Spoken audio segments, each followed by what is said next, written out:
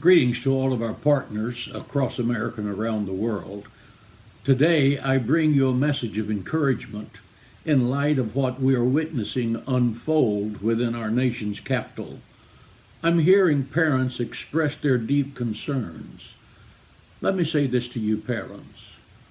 Don't feel sorry for your children or fear for them because of the world they're growing up in. God created them and called them to live in this exact moment of time. Their life is not a coincidence or an accident.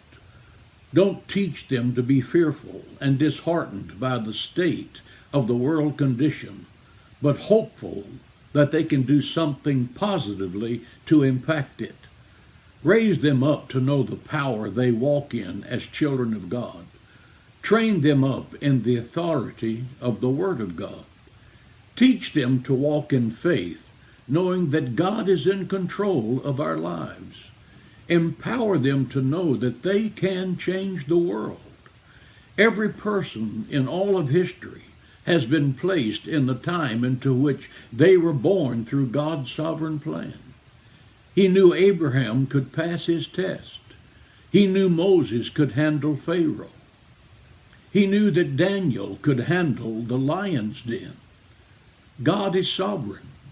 He knew David could handle Goliath. He knew that Esther could handle Haman. Children can handle anything because God is with them. He knew Peter could handle persecution. He knew that Paul could handle Rome. He also knows that your child can handle whatever challenge they face in their life because he created them specifically for this time. Don't be afraid for your children, but be honored that God has chosen you to parent the generation that is facing the biggest challenge of our lifetime. Raise up leaders like Abraham, Moses, Daniel, David, Esther, Peter, and St. Paul.